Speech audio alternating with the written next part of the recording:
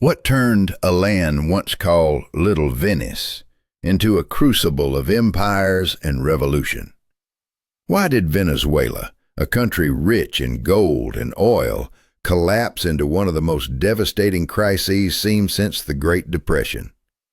These questions haunt the shadows of history, where every decision sparked consequences that shaped the fate of millions. The story begins long before the first European ships touched the Caribbean shores. Friends, be sure to subscribe to my Quiet History channel, like it, and leave a comment of at least 7 words. This is necessary for the channel to function. Share this video with others if you think it's important. Thank you. Imagine tens of thousands of people living across a vast and diverse landscape, from tropical rainforests to soaring mountains, endless plains to winding rivers. This was the world of Venezuela's indigenous peoples, the Caribs, Arawaks, Timotacuica, Yanomami, and many others. Each tribe thrived in a unique harmony with their environment, weaving complex cultures and traditions that underscored their very survival. Yet beneath this vibrant tapestry, tensions simmered, poised to erupt as new forces approached. Along the northern coast, the Caribs built their homes on stilts over shimmering lagoons, hunters and fishermen mastering the sea's bounty. Inland, the Arawaks cultivated fertile lands, growing rice, yucca, and beans, crops that anchored their communities through seasons of plenty and scarcity. But in the western Andes, something extraordinary unfolded. The Timotacuica engineered intricate agricultural terraces and stone roads, erecting sacred spaces to honor the sun and their ancestors. Their innovations whispered of an ancient sophistication, largely forgotten. Deep in the impenetrable jungles of the Orinoco and Amazon basins, the Yanomami, Guahibo, and Pemon lived intertwined with the forest's pulse. They knew every root, leaf, and berry, the medicine and the poison hidden in the undergrowth. Their life was a delicate balance of respect and survival. Yet the forest's eerie symphony of howling monkeys and jaguars was a constant reminder that humans were never masters here. This was a world of knowledge passed down through generations, a fragile fortress against the unknown. In the sprawling llanos, the vast savannas in the heart of the country, nomadic tribes followed the migration of wild herds. When rains flooded the plains, they built temporary platforms to survive the waters. When dry seasons came, they hunted deer and capybaras, gathering eggs from turtle nests. Life here moved in endless cycles dictated by nature. But these cycles would soon be shattered. But these indigenous nations were far from isolated. Trade routes spanned hundreds of miles, connecting distant communities in a web of exchange.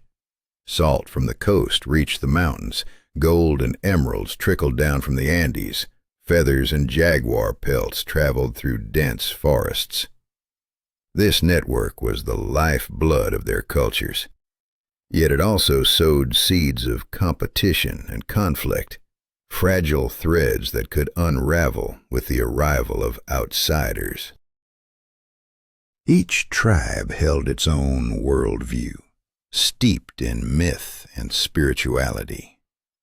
Shamans, the spiritual leaders, used powerful hallucinogens like ayahuasca to enter altered states, communicating with spirits that governed rivers, mountains, and forests. These rituals were more than religion. They shaped the very fabric of the communities, blurring the line between the mortal and the divine. But as rivalries erupted into raids and wars, Even these sacred bonds were tested by blood and fear. War among tribes was not total destruction. It was raids for captives, territorial disputes, and rituals. Some tribes practiced cannibalism, not as mindless violence, but as a grim rite to absorb the strength and courage of their enemies. This brutal tradition revealed the depths of desperation and belief that defined survival. As the 15th century drew to a close, the stage was set for an irreversible collision with history's most relentless force: European conquest. What would happen when the Spanish conquistadors arrived, drawn by legends of gold and power? How would the indigenous people's world shatter under the weight of ambition and greed? The answers lie in the next chapter, a tale of betrayal, resistance, and choices that would echo across centuries. This is the history of Venezuela, a land of contrasts, paradoxes, and transformations born from decisions that could never be undone. If you want to uncover how these fateful moments shaped not just a nation, but an entire continent, subscribe to Quiet History and follow the journey into the heart of human fear, courage, and irrevocable change. What secrets did the dense populations of ancient Venezuela hide before the arrival of Europeans? How much was lost when their vibrant cultures were crushed or ignored?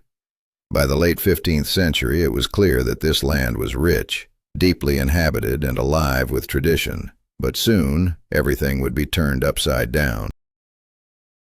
In the year 1498, Christopher Columbus, on his third voyage to the New World, first glimpsed the mainland shores that would later be called Venezuela. As his ships approached the vast delta of the Orinoco River, the meeting of fresh river water and the salty sea astounded him.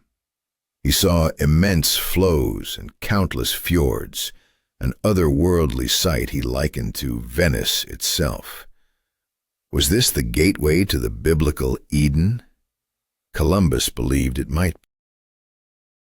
The Spanish landed on the Paimas Peninsula in what is now northeastern Venezuela, encountering indigenous peoples adorned with gold necklaces and pearls. Yet Columbus did not linger. Lured by other promises, he sailed onward. But the news of this land's riches spread quickly across Europe, igniting a wave of expeditions hungry for wealth and conquest. By 1499, explorers like Alonso de Ojeda and Amerigo Vespucci charted the northern coast. When Vespucci saw native houses built on stilts above Lake Maracaibo's waters, he was reminded of Venice. This resemblance gave birth to the name Venezuela, Little Venice, a moniker that would soon encompass the entire region. But beneath this poetic name, the storm of colonization was gathering.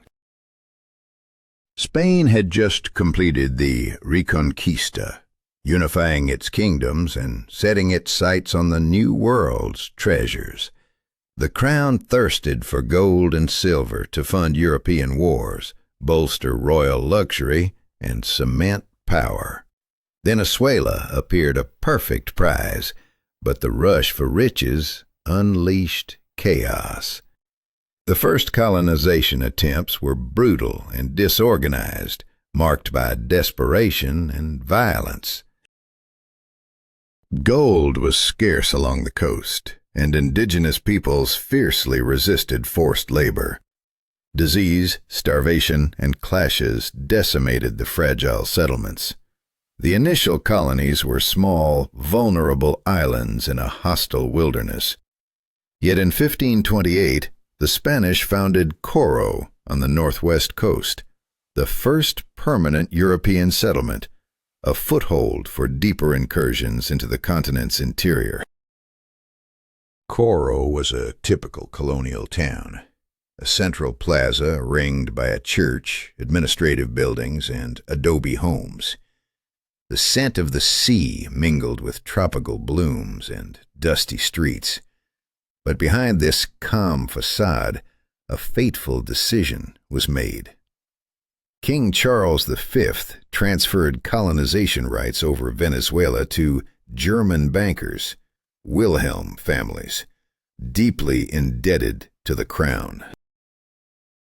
The Wilhelms saw Venezuela as a fast track to wealth, sending agents to scour the land for gold and exploit indigenous labor. Their cruelty surpassed even that of the Spanish. They cared little for building settlements or converting natives to Christianity. Their only goal? Quick profit. Expeditions plunged into the jungle, pillaging villages, capturing slaves, relentlessly searching for the legendary El Dorado, a city of gold whispered to lie hidden in the wilderness.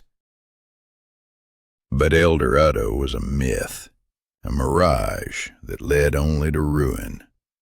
The German colonizers left behind trails of destruction and death. Meanwhile, French, Dutch, and English traders illegally exchanged European goods for Venezuelan cocoa and other products, defying Spanish authority. Efforts to suppress this black market failed, deepening the region's instability. By the 17th century, Venezuela was a quiet colonial backwater. Life moved slowly, shadows lengthened over its future. Yet beneath the surface, the consequences of past choices rippled onward. Decisions marked by greed, violence, and desperation that would shape the fate of this land forever. Every act of conquest, every ruthless exploit set into motion an irreversible chain. What began as a search for paradise became a ruthless quest for power and profit, leaving scars that time could not erase.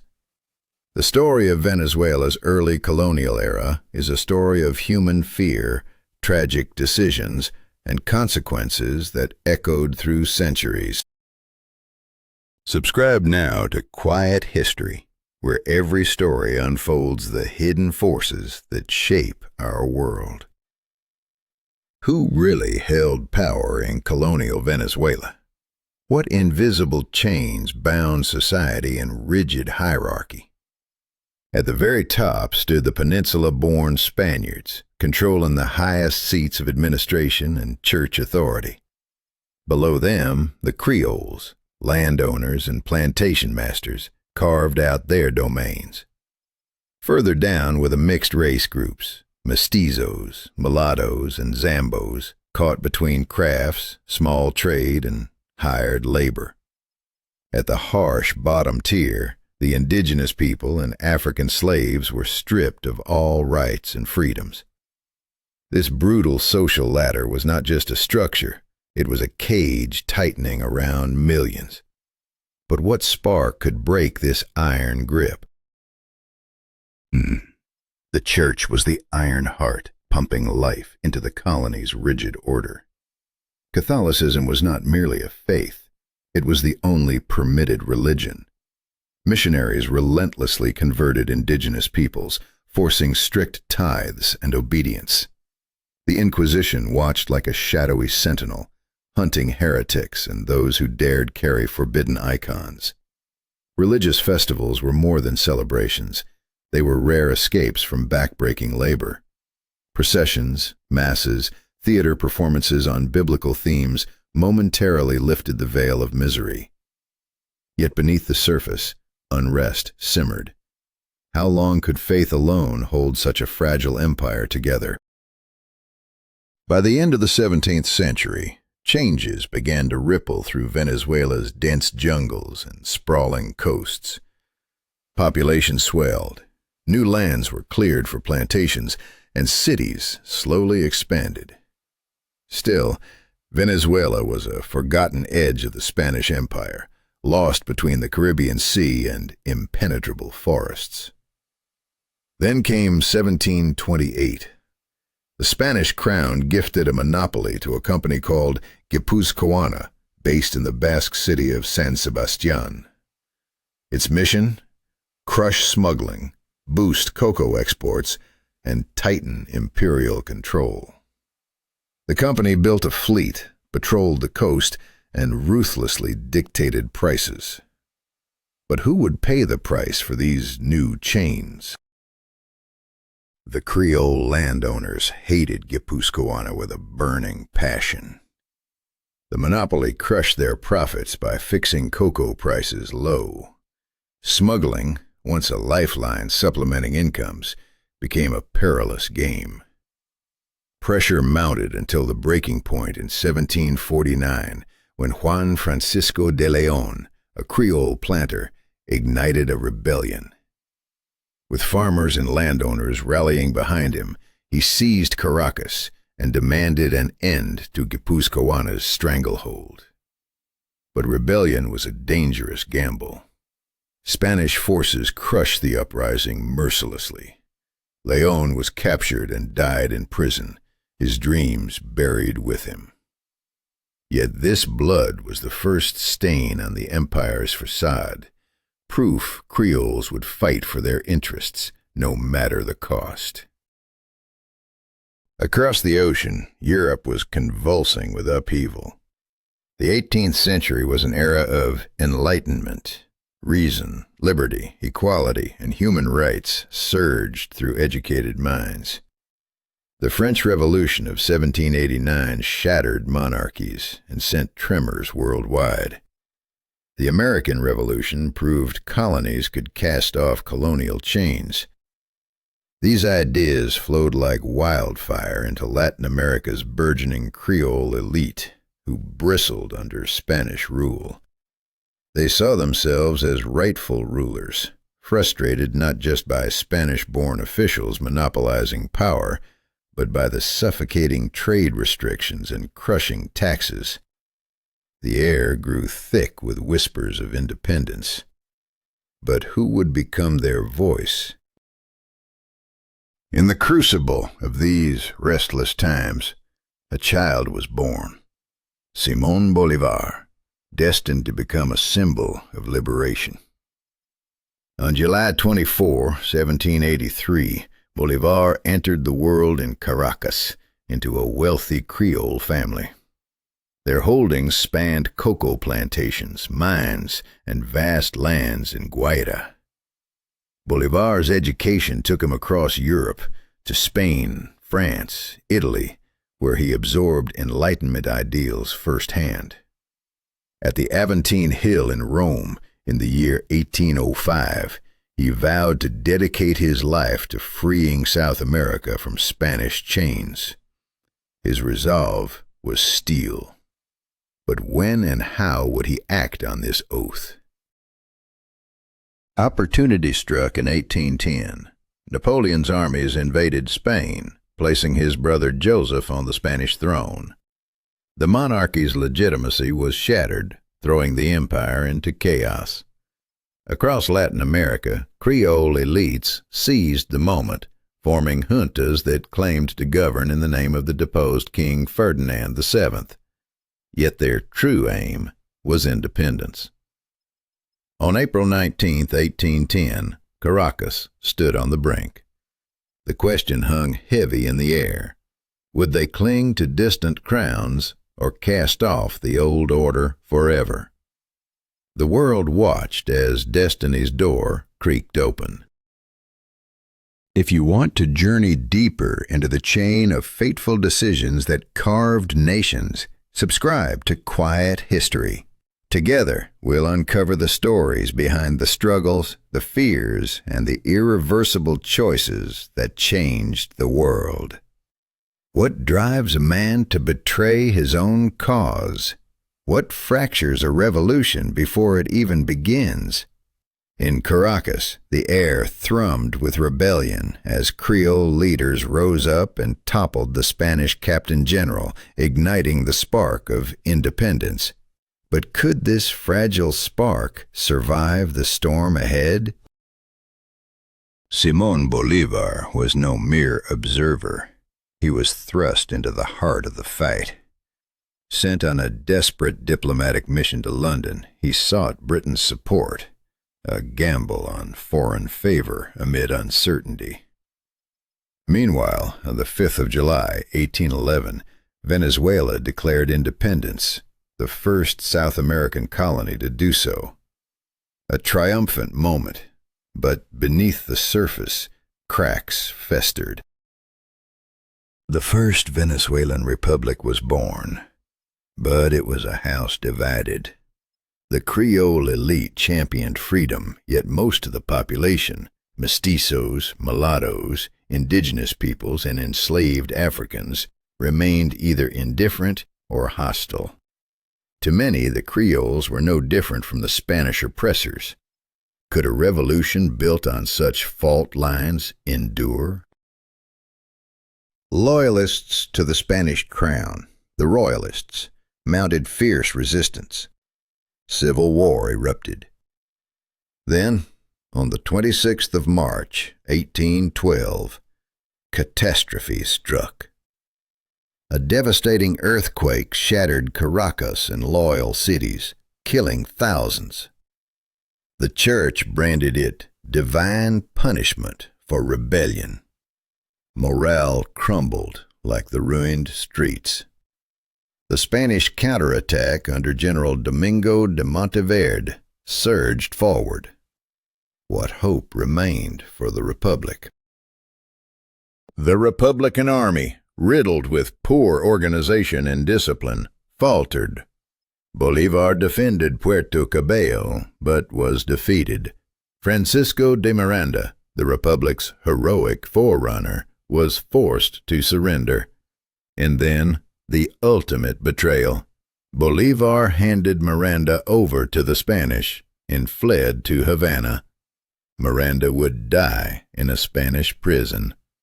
The First Republic had fallen. Was this the end? Yet Bolivar did not give up. Exiled to New Granada, modern-day Colombia, he penned the famous Cartagena Manifesto.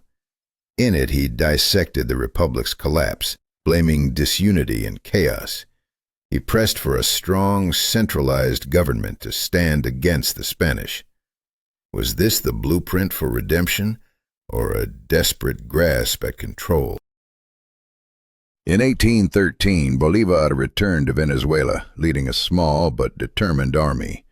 His eastern campaign was swift and brutal. Spanish forces were shattered, cities freed. His rallying cry? War to the death.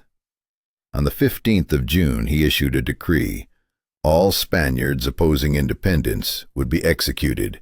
Those supporting the Republic would be spared. A desperate call to arms, or a ruthless gambit?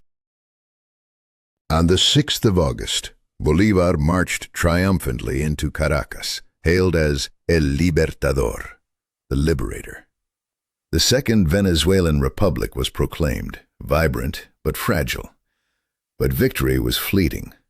The Spanish regrouped, led by the ruthless José Tomás Bové, who rallied the llaneros, fearsome horsemen of the savannas, mostly mestizos and mulattoes, distrustful of the Creole elite. Bové promised them land and freedom. What storm was rising against Bolivar's fragile republic? The llaneros became a formidable force, loyal to Bové and the Spanish crown. The conflict was no longer just about independence. It was a bitter struggle over land, power, and identity. The intricate social fabric of Venezuela was tearing apart, and Bolivar's centralized vision faced fierce opposition from all sides. Could unity ever be forged from such division? Ideological battles raged. Liberals called for federalism, secularization, and reform, while conservatives clung to tradition and central authority. But beneath these flags of principle lay personal ambition and bitter rivalry. The nation descended into chaos, a brutal federal war spanning decades, costing tens of thousands of lives, grinding a young country to dust. When would the cycle of destruction end? The story of Venezuela's struggle reveals a haunting truth. Revolutions are forged not only by ideals, but by fear, betrayal, and irreversible choices. Bolivar's legacy is a testament to the price of freedom, the lives shattered, the trust broken, and the relentless pursuit of a vision that could never fully unite a fractured land. What fate awaited this restless nation caught between hope and despair? The fight for Venezuela was far from over. The echoes of these early, desperate years would reverberate for generations. But one question remained. Could Bolivar's dream survive the relentless tides of war, division, and sacrifice? The saga continues. Subscribe to Quiet History to uncover the next chapter in this epic tale of revolution and resilience. What happens when power is built on fear and crumbles at the first sign of rebellion? Antonio Guzman Blanco rose from the ashes of Venezuela's federal war, ruling from 1880 to 1888.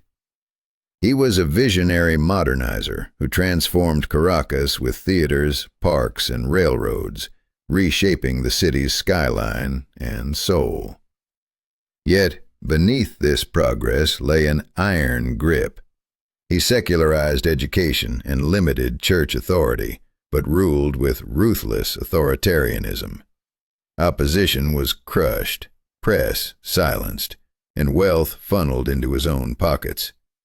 His cult of personality plastered his image across public spaces, crowning himself the glorious American. But the fortress of power he built would not withstand the loss of military support. His reign ended in exile, dying in Paris, a stark reminder that absolute power is as fragile as it is intoxicating. What price does a nation pay when its leader turns from reformer to tyrant? By the end of the 19th century, Venezuela remained a land deeply tethered to its agrarian roots. Coffee and cocoa exports fueled the economy, yet the majority of its people lived scattered in the countryside, bound to plantations or subsisting through natural farming. Literacy rates were dismally low, and the nation's veins, roads, ports, telegraphs, were weak and underdeveloped. Isolated from the relentless march of global industrial and technological revolutions, Venezuela seemed trapped in time, vulnerable to both internal decay and external threats. How long could this fragile equilibrium hold? Then came the rebel leader Cipriano Castro from the Aragua region. In 1899, he stormed Caracas and declared himself president.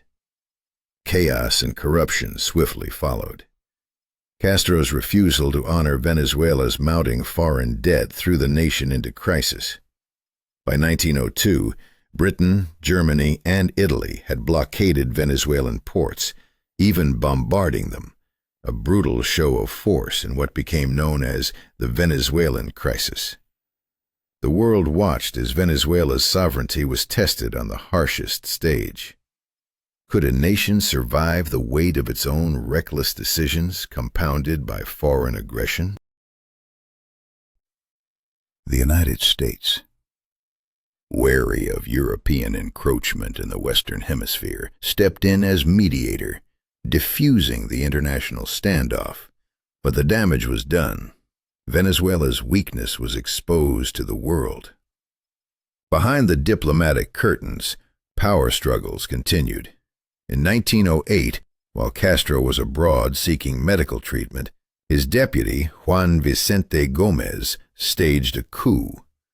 What began as a mere political gambit would spiral into decades of iron-fisted rule, forever altering Venezuela's destiny. Gómez's regime was merciless. He crushed opposition with brutal efficiency, imprisoning, torturing, and killing dissenters. The press was gagged, political parties banned, and the military rewarded handsomely to secure loyalty. This was a dictatorship built on fear and absolute control. But even as he tightened his grip, an event was unfolding that would overshadow Gómez's tyranny and change Venezuela forever: the discovery of oil. In 1940, at the Maracande field near Lake Maracaibo, vast reserves of oil were uncovered. What seemed at first a mere resource soon revealed itself as a treasure trove capable of fueling a nation's transformation. International oil companies from the United States, Britain, and the Netherlands flooded in, eager to claim their stakes. Gómez handed out concessions like favors, lining his pockets with bribes and shares of profits. The sleepy town of Maracaibo blossomed overnight into a roaring hub of industry. Oil rigs rose like towering mushrooms. Foreign workers filled hotels and bars, and the pungent scent of crude mingled with the salty lake air. By the late 1920s, Venezuela had surged into the ranks of the world's largest oil producers. Money poured into the state coffers, yet the wealth was a double-edged sword. While Gómez and his inner circle amassed fortunes beyond imagining, the common people saw little benefit. Foreign corporations siphoned off profits, and the nation's economic base shifted dramatically. Agriculture withered as young workers abandoned the fields for the promises of the oil boom. Cities expanded, reshaping Venezuela's social landscape with new classes: oil workers, engineers, merchants, bureaucrats. But with rapid change came new tensions, and the consequences of Venezuela's choices were only beginning to unfold. How long could this fragile oil empire last under the shadow of corruption and inequality? And what fate awaited a nation whose destiny was now bound to a black liquid beneath its soil? The story of Venezuela is a haunting saga of ambition, greed, and the irreversible decisions that echo through history. For more gripping tales of power and consequence, subscribe to Quiet History. What happens when power shifts, but the system remains fragile? When a nation breathes relief only to face new uncertainties? In 1935, Venezuela mourned the death of Juan Vicente Gómez, a dictator whose iron grip had shaped decades. Yet, as Gómez's shadow faded, the question loomed: would true change follow, or was this just another chapter in a relentless cycle of control? The mantle of power passed to General Eleazar López Contreras, Gómez's former defense minister. But could cautious liberalization survive in a land scarred by authoritarian rule? López Contreras dared to loosen the reins. He allowed political parties to form, eased censorship, and funneled resources into education and healthcare. These were the first tentative steps toward modernity, but beneath the surface, tensions simmered. By 1941, Isaías Medina Angarita took the presidency, pushing reforms further, introducing income tax, improving labor conditions in the oil fields, and expanding voting rights. Yet the pace of change was a spark too slow for many, igniting unrest among those hungry for swift transformation.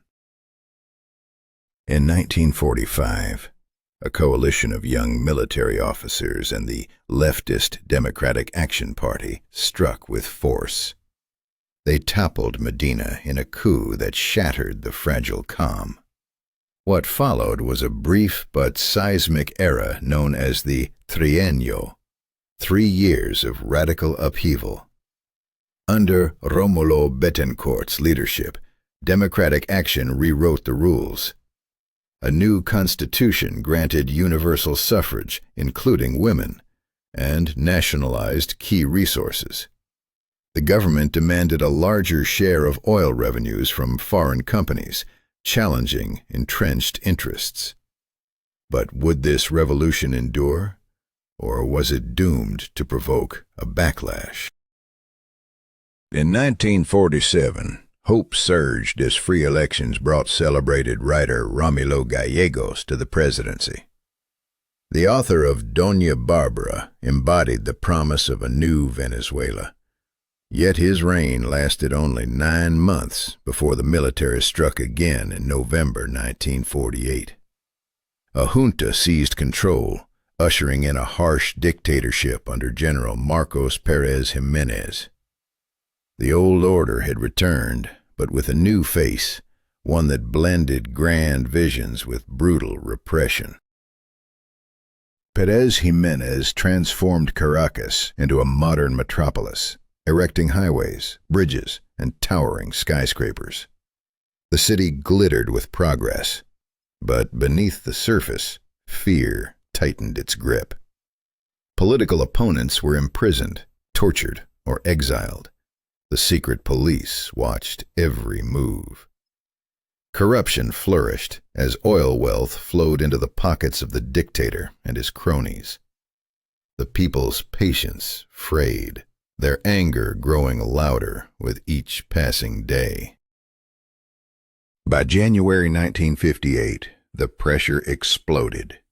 Massive protests and a nationwide strike paralyzed Venezuela. The military, once the backbone of Pérez Jiménez's regime, abandoned him. On January 23rd, the dictator fled the country, escaping with suitcases stuffed with cash. The fall of the dictatorship ignited euphoria. January 23rd became a national holiday, a day to celebrate democracy reborn. But could this fragile victory withstand the forces still lurking in the shadows? A provisional junta took power, preparing the nation for elections in December 1958. Romulo Betancourt, leader of Democratic Action, emerged victorious, becoming the first Venezuelan president to complete his term and peacefully transfer power.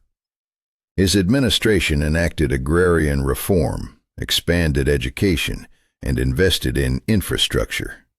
Yet beneath the surface, old tensions simmered. Radical leftists and disillusioned citizens challenged the status quo, sensing that the promises of democracy were still unfulfilled. The cracks deepened. By the early 1990s, social unrest boiled over. Caracas became a crucible of frustration, with many feeling betrayed by a political system that seems to crumble despite appearances. On February 4, 1992, a group of young military officers attempted a coup to overthrow President Carlos Andrés Pérez. The attempt failed, but its leader, Lieutenant Colonel Hugo Chavez, captured the nation's attention. His televised call to arms ended with a haunting word: for now. It was a vow that the fight was far from over. Chavez was imprisoned, yet his legend only grew. A second coup attempt followed in May 1992, again unsuccessful, deepening the political crisis. By 1993, corruption charges forced President Pérez from office, leaving Venezuela teetering on the edge. The nation stood at a crossroads, haunted by the choices of its past and uncertain of its future. What price would be paid for the next irreversible decision? If you want to uncover more about the fateful decisions that shaped Venezuela's turbulent history, subscribe to Quiet History and join us as we dive deeper into the stories that define nations. What happens when a country on the brink of collapse puts its faith in a familiar face from the past? Can one man undo decades of economic ruin, or is some damage irreversible? Rafael Caldera, once president in the turbulent 1960s, was elected once again in 1994. Yet his return was not a renaissance. It was a desperate attempt to stop a downward spiral he no longer controlled. The economy kept deteriorating. The banking crisis of 1994 shattered major financial institutions, forcing the government to nationalize banks at a staggering cost. Inflation soared out of control. Unemployment climbed relentlessly. Crime exploded. Venezuela, once a land of plenty, sank deeper into chaos. The stage was set for radical change, but at what cost? Amid the chaos, a figure long imprisoned reemerged. Hugo Chavez, freed in 1994, stepping onto the political battlefield with a fierce determination. He founded the Fifth Republic movement, declaring war against the old parties that had betrayed the people. His message was simple yet electrifying. Revolution was not just necessary, it was inevitable. A new constitution, a new Venezuela, a return of power to the masses.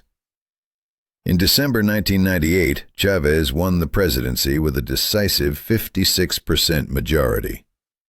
This was no mere election. It was a seismic shift. A man who had once tried to seize power by force, now claiming it through democracy. The country held its breath as Chavez prepared to reshape its destiny. From the moment Chavez assumed office, the country was swept into a whirlwind of change. He convened a constituent assembly to draft a new constitution, rewriting the rules of governance. By December 1999, the new constitution was ratified in a referendum. Venezuela was reborn as the Bolivarian Republic. Presidential powers expanded, terms extended from 5 to 6 years, immediate re-election permitted, and the Congress restructured into a single-chamber parliament.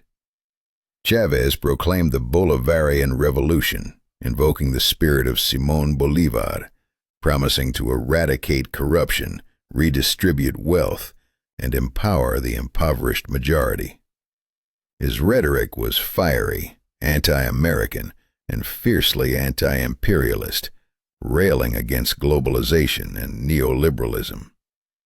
Yet as his vision ignited hope for some, it stirred deep fears in others. Early on, Chavez's social missions sparked a surge of optimism among the poorest Venezuelans.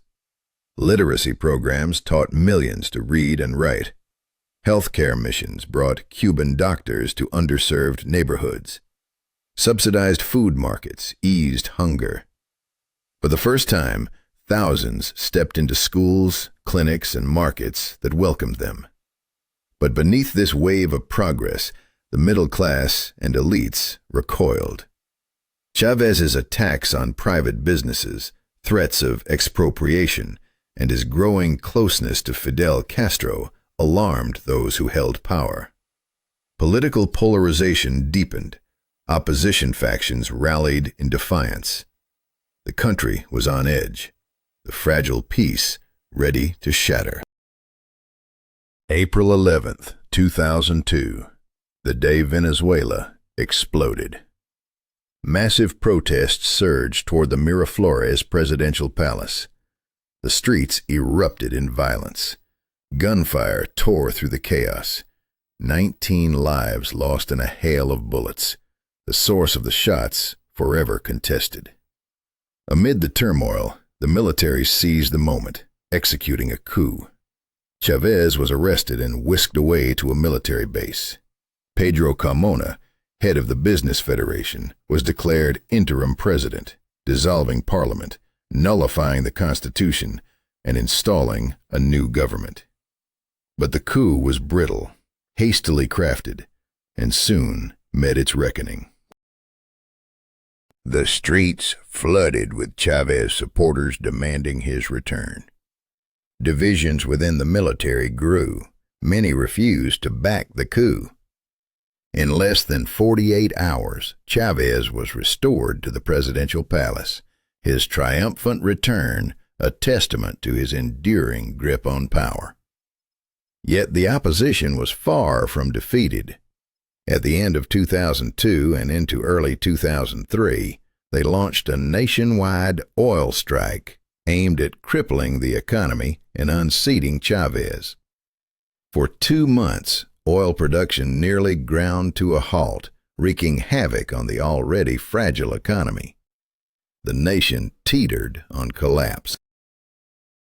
But Chavez endured. He purged the oil industry of dissenters, replacing 18,000 employees with loyalists. The strike failed to topple him, but the scars it left would deepen Venezuela's divisions. Each decision, each response, cemented a path of irreversible consequences. The question remained, would this nation heal, or would it be forever trapped in the turmoil of these choices? To follow the full story of Venezuela's turbulent journey, subscribe to Quiet History. The saga of power, fear, and revolution continues.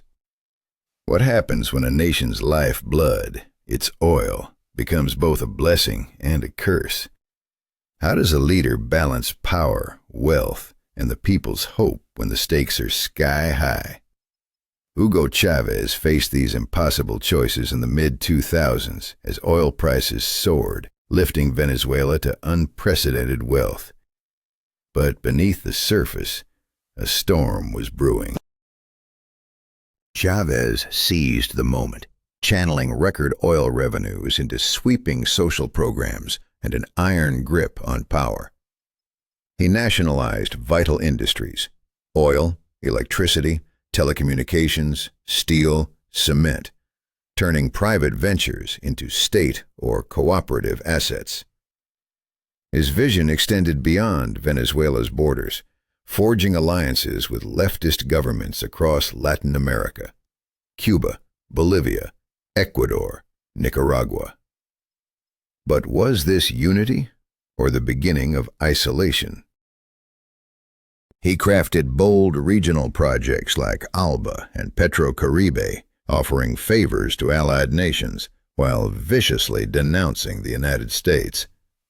At the United Nations, Chavez branded President George W. Bush as the devil at the General Assembly. His rhetoric was fire, his reach expanding. Yet inside Venezuela, power tightened into a chokehold. Constitutional limits erased, parliament and courts controlled, independent media silenced. Fear and repression shadowed daily life. Critics were branded traitors. The air thickened with suspicion and dread. Yet, to millions of impoverished Venezuelans, Chavez remained a hero, a man who spoke their language, who brought them into the political fold, who restored their dignity. His Sunday broadcasts, "Hello, President," stretched for hours, mixing history, politics, baseball, and personal stories, a rare, intimate bond between leader and people. But was this connection genuine, or a veil masking an unraveling nation? In 2012, as presidential campaigns raged, Chavez revealed a secret he had fought to hide: a battle with cancer.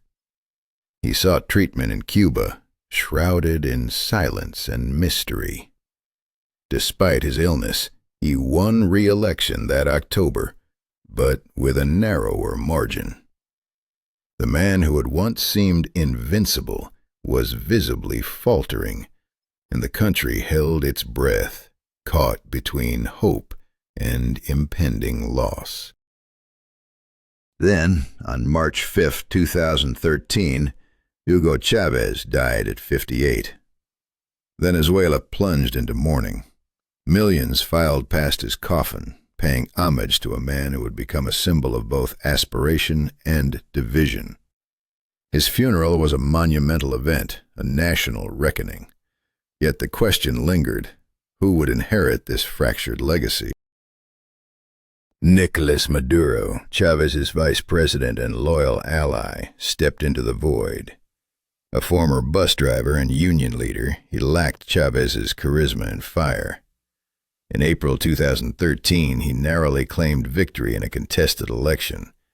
Opposition protests failed to overturn the results. But Maduro inherited a crippled economy, the product of years of mismanagement, corruption, and populist promises that could no longer be sustained. Then came the fall, the catastrophic collapse of oil prices in 2014. With Venezuela's wealth evaporating overnight, the economy spiraled into freefall. The government resorted to printing money to cover expenses, triggering hyperinflation and widespread shortages. Citizens stood in endless lines for basic goods. Dollars fueled a privileged few, while most sank deeper into poverty. Salaries shrank to nothing. Pensions became mere symbols. Electricity flickered unpredictably, water supplies faltered, and the internet slowed to a crawl. Yet Maduro clung to power, bolstered by the military, Cuban advisors, and a ruthless security apparatus. The opposition fractured and lost heart. Even Juan Guaidó, once a beacon of resistance, found himself abandoned by allies. The nation was unraveling. International patience wore thin. Sanctions tightened. Corruption and legal uncertainty repelled serious investors, even those from Russia, China, Turkey, and Iran.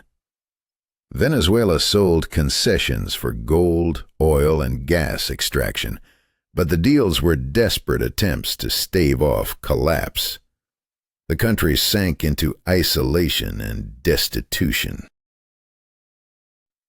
The social fabric tore as families fractured under the weight of migration.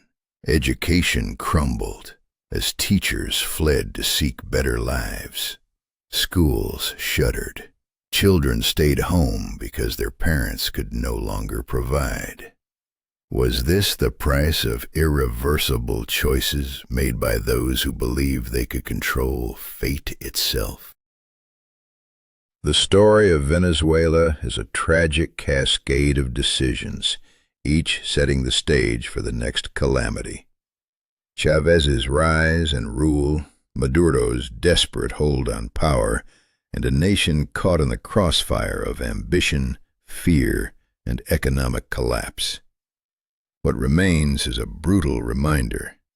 When power and pride blind a country's leaders, the people pay the highest price. If you want to understand how history's most fateful choices echo through a nation's soul, subscribe to Quiet History and join us as we unravel the tangled web of Venezuela's rise and fall. What happens when a nation blessed with the world's largest proven oil reserves collapses into chaos? How do decisions made by leaders like Hugo Chávez and Nicolás Maduro transform a vibrant democracy into a crumbling dictatorship?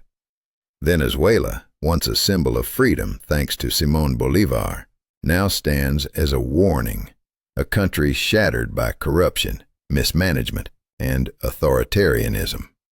But what led to this irreversible downfall? The answers lie in a chain of fatal decisions, each echoing into the next.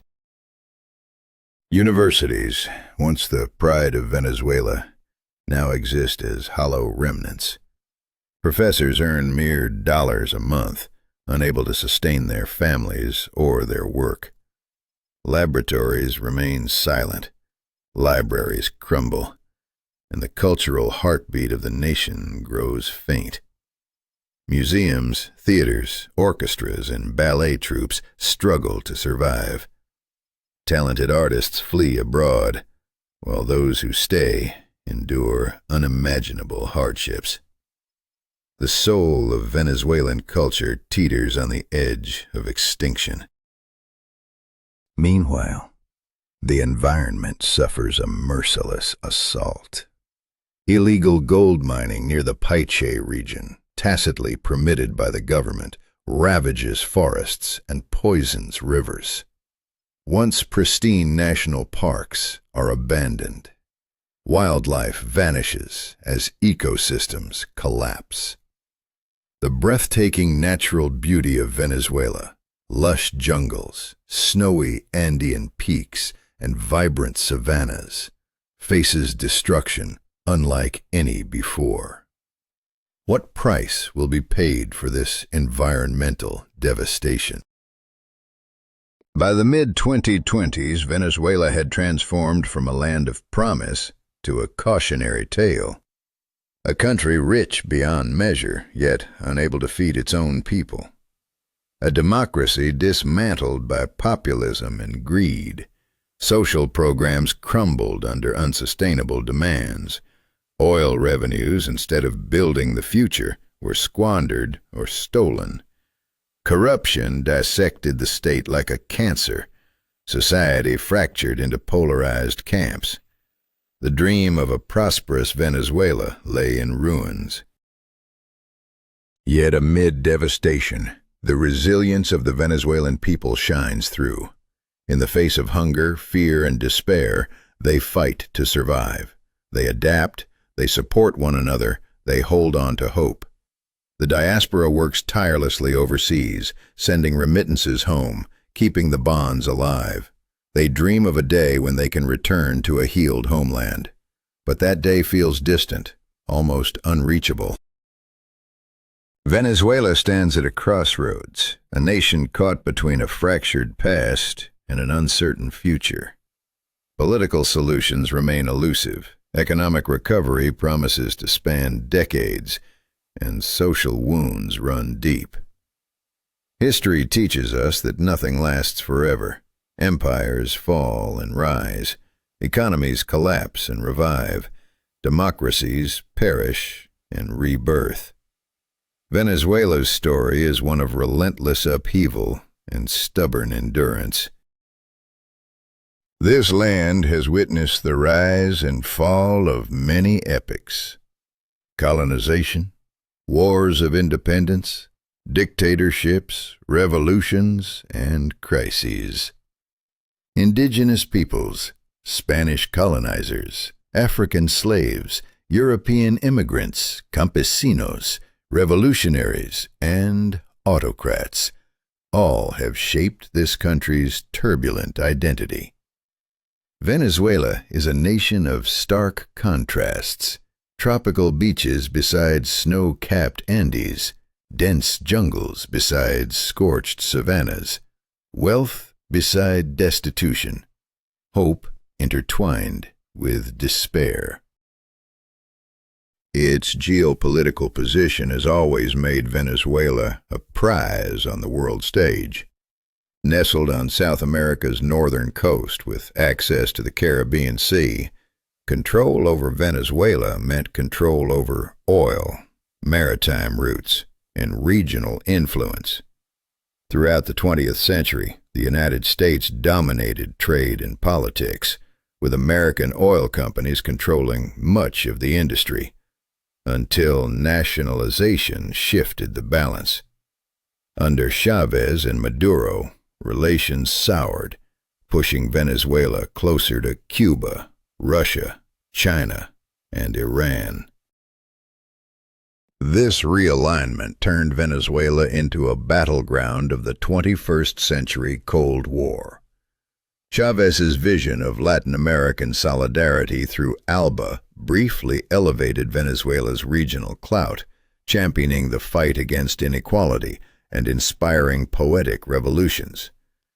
But as economic collapse deepened, that influence evaporated. Neighboring countries like Colombia watched tensely, wary of the instability spilling across borders. The stage was set for a new, darker chapter. What fate awaits Venezuela? Can a nation so deeply scarred find its way back from the brink? The road ahead is shrouded in uncertainty and fraught with peril. Yet amid the darkness, the people's enduring spirit remains their greatest hope. If you found this story gripping, subscribe to Quiet History for more tales of resilience and upheaval from around the world. How far can a nation sink before it loses its soul? What does it mean to survive when every choice seems like a noose tightening? Venezuela stands at such a crossroads, caught in the terrifying grip of irreversible decisions. The fallout spills over borders, dragging neighbors into the chaos.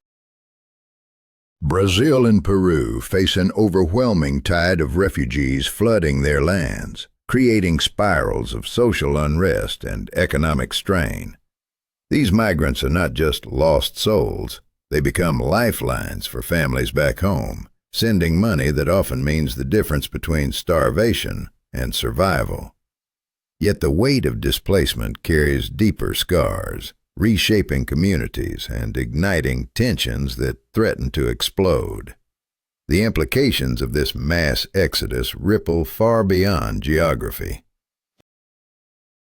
Within this diaspora, Venezuelans seize a compelling role, becoming more than mere survivors. They emerge as the architects of international opinion, lobbying governments and shaping policies that touch their homeland. Their struggle embodies resilience, their cultural traditions acting as stubborn flames, refusing to be snuffed out by despair. But as they fight abroad, the nation they left behind sinks into a vortex of crisis few could have foreseen. Venezuela's cultural tapestry is dazzling, woven from threads of African drum beats, indigenous chants, and European melodies. Music morphs and flows from the traditional joropo to the pulsating rhythms of salsa and reggaeton, echoing the nation's complex identity. Literature, too, stands monumental, with giants like Rómulo Gallegos, Arturo Uslar Pietri, and Adriana González Ferrán bearing witness to their land's soul. Yet even art, whether nestled in colonial churches or exploding in bold, modern installations, can't shield the country from the storm brewing beneath. Venezuela. Food tells stories as deeply as words. The humble arepa, a cornmeal flatbread, stands as a symbol of unity and survival, while dishes like pabellón criollo, a mix of rice, black beans, fried plantains, and shredded beef, mirror the nation's cultural crossroads. The painstaking preparation of hallaca, a traditional Christmas delight, becomes an act of family defiance against despair. Yet even these rituals can't mask the growing hunger gnawing at millions. Language whispers secrets of history in every accent, slang, and idiom unique to Venezuelan Spanish.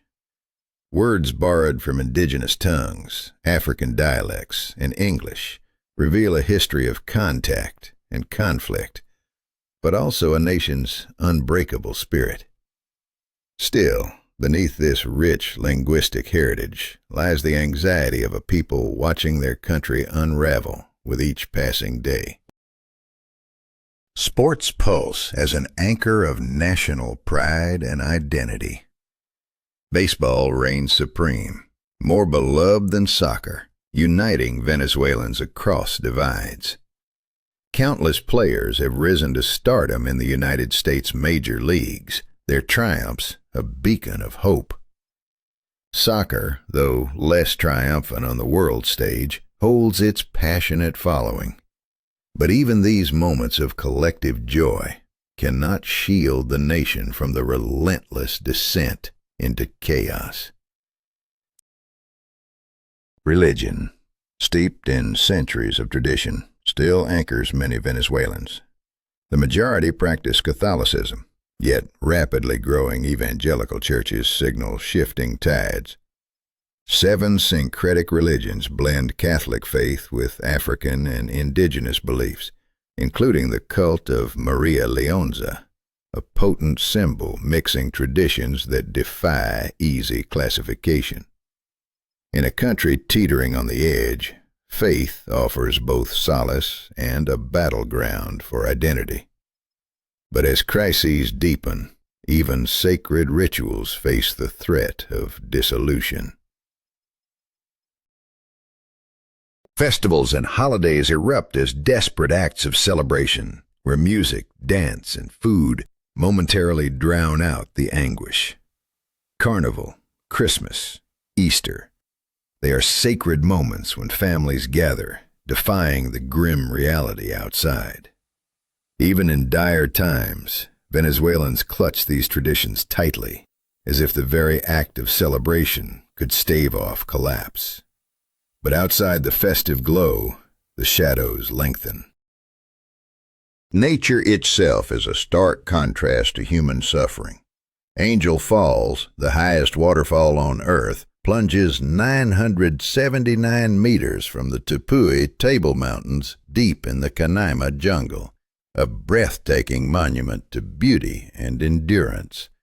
The Los Roques archipelago's crystal-clear waters and coral reefs once drew tourists worldwide, a shining jewel before the crisis obliterated the industry. Canaima National Park inspired Arthur Conan Doyle's novel The Lost World, yet now these wonders stand silent witnesses to a nation's tragic decline. The economic abyss yawns wider each day. Gold reserves dwindle, credit freezes, and violent gangs seize control of territories once governed by the state. Trade with the outside world collapses. Imports plummet while exports barely exist. The national budget bleeds dry, a harrowing deficit that no quick fix can mend. Official denial masks the painful truth. Venezuela's economy operates in 2 realities. The government refuses to legitimize the U.S. dollar, yet nearly all transactions depend on it or other foreign currencies. This split economy amplifies inequality, creating a chasm between those who hold dollars and those trapped on bolivar wages, sinking into destitution. In a desperate gamble, the government launched the petro-cryptocurrency, tethered to oil reserves, promising salvation. Yet trust evaporated instantly. The petro became a ghost currency, used rarely, believed by none. The fleeting illusion of prosperity flickers briefly before darkness swallows it whole. Smuggling now thrives, funneling goods across borders into Colombia, Brazil, and the Caribbean, injecting illicit profits but deepening the nation's wounds. The cycle of decision and consequence tightens inexorably, dragging Venezuela toward an unknown abyss. Every choice etched into Venezuela's recent history feels like a point of no return. Refugees fleeing, cultures clinging, economies collapsing, and spirits battling despair. It is a story of human fear and the haunting weight of irreversible decisions. What will become of a nation when survival demands sacrifice beyond endurance? The answer remains agonizingly out of reach as the world watches and waits. For those seeking to understand these heart-wrenching complexities, the story continues on Quiet History. Subscribe now to follow every twist of Venezuela's fateful journey. What happens when a nation's lifeblood becomes a curse? How does corruption seep into every crevice of a collapsing state? Venezuela's descent into chaos is a story marked by relentless choices and crushing consequences. From the shadows of its streets, a dark network thrives. Drug trafficking routes channeling cocaine from Colombia through Venezuelan soil, stripping the government of vital revenues and fueling a spiral of lawlessness. The state's foundations are crumbling, yet the nightmare is far from over. At every level, corruption reigns supreme. Police officers demand bribes to do their jobs. Officials issue permits only for a price. Judges barter justice for money. This isn't an anomaly. It's the new normal. President Nicolas Maduro has tightened his iron grip on power, manipulating elections, silencing dissent, and weaponizing propaganda. Behind him stand the military, Cuban advisors, and shadowy armed groups known as colectivos, officially defenders of neighborhoods, in reality ruthless enforcers who terrorize opponents and control entire districts without fear of punishment. The line between order and chaos blurs, pulled taut by fear and force. Opposition forces are fractured, weakened, and dispirited. Some leaders rot behind bars, others flee into exile, and many drown their hopes in alcohol. Political parties clash with one another, unable to unite against a common enemy. The Venezuelan people, caught between a ruthless regime and a divided resistance, grow more disillusioned by the day. Amidst this turmoil, international efforts to broker peace, talks in Mexico City, Barbados, Oslo, have stalled, bogged down by mutual mistrust and unwillingness to compromise. The country teeters on the brink, its fate hanging by a thread. Global watchdogs have condemned the violations. The United Nations, the Organization of American States, and the Inter-American Commission on Human Rights have all decried Maduro's abuses. Yet their words fall on deaf ears. The regime dismisses recommendations, continuing its iron-fisted rule. Meanwhile, humanitarian aid trickles in from NGOs, churches, and international groups, too little to meet overwhelming needs. Worse still, the government often obstructs or controls aid distribution, turning life-saving assistance into a weapon of political leverage. Survival isn't just a struggle. It's a daily gamble with fate. Those left behind grapple with harsh realities in inventive ways. Urban gardens sprout in concrete jungles.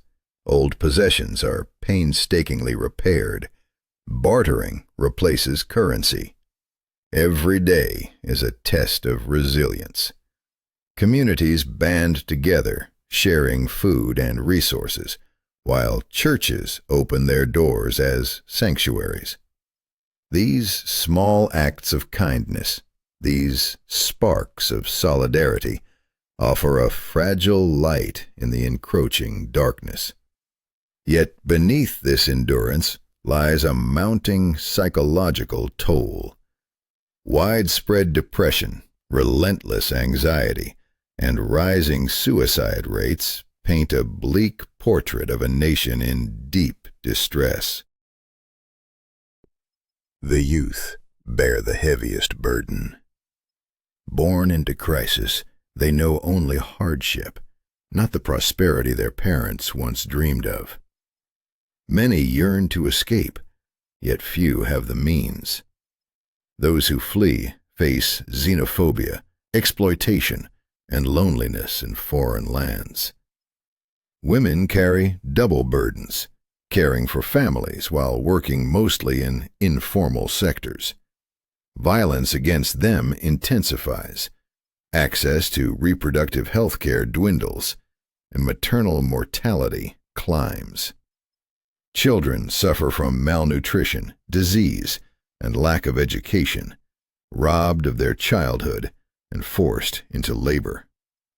The elderly, too, are left to fend for themselves, their meager pensions worthless, dependent on distant relatives and scarce medicines. Forgotten, abandoned, still enduring. This is not just a story of collapse. It is a warning etched in history.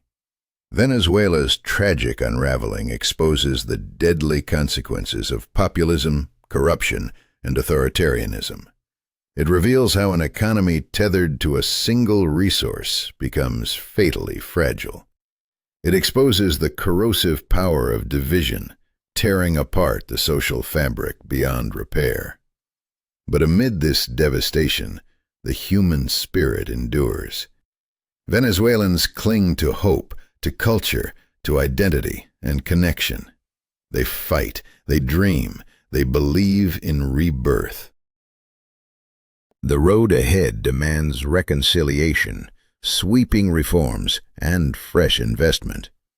It calls for political courage from within and genuine support from the global community.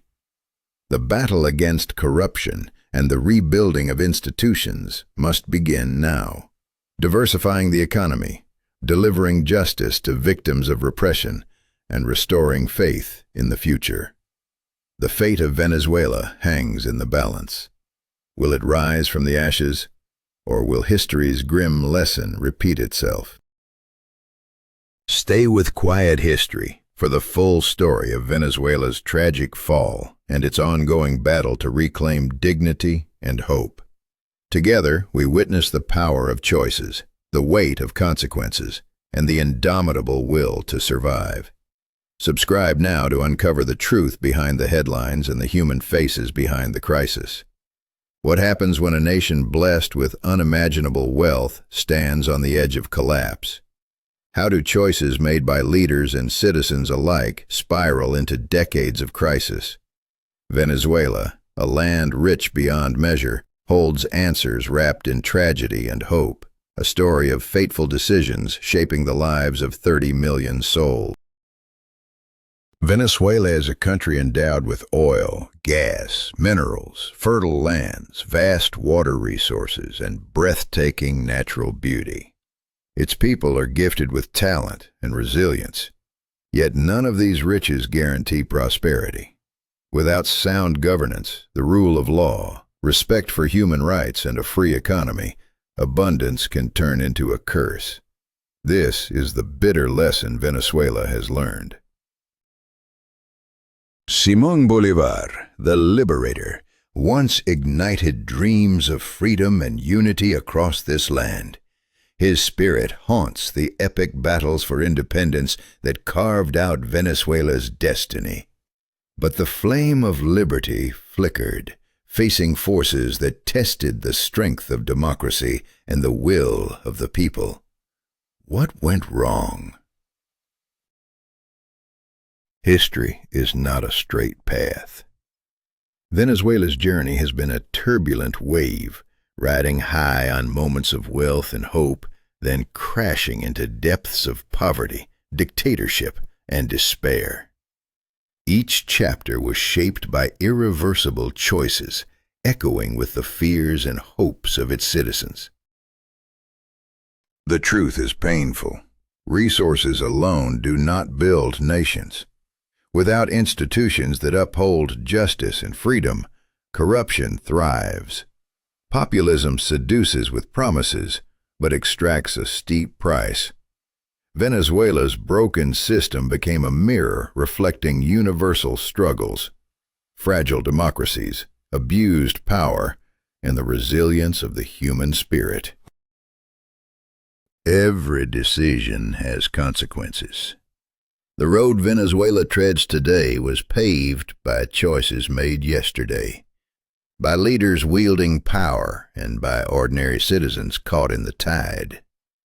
The question is no longer what was lost, but what can still be saved. The nation stands at a crossroads again, just as it did countless times before. Will it remain trapped in crisis, or will it find a way back to recovery and reconciliation? The answer lies in the hands of Venezuelans making decisions now, decisions that will ripple through generations. But Venezuela is more than a battleground of politics and resources. It is home, a place where indigenous peoples lived thousands of years before Europeans arrived, where dreams and fears intertwine in everyday life. Each Venezuelan carries a story, a hope, a fragile thread connecting past and future. This is a story that transcends borders. It challenges us to reflect on the nature of power, the role of wealth, and the price of freedom. Venezuela's fate is a part of our shared human history, a potent reminder that progress is never guaranteed, and every victory can be lost if vigilance fades. Yet history also teaches us that even the darkest nights can give way to dawn. The people of Venezuela have shown an indomitable spirit, capable of overcoming the seemingly impossible. What will the next chapter bring? Redemption or ruin? As we close this chapter, the question lingers like a shadow. What comes next? Venezuela's story is far from over. Its future, shaped by the choices of today, remains unwritten, waiting for a new generation to decide the fate of their homeland. If you want to uncover more stories where history meets human spirit, dive deeper with Quiet History. Your subscription supports the telling of stories that matter.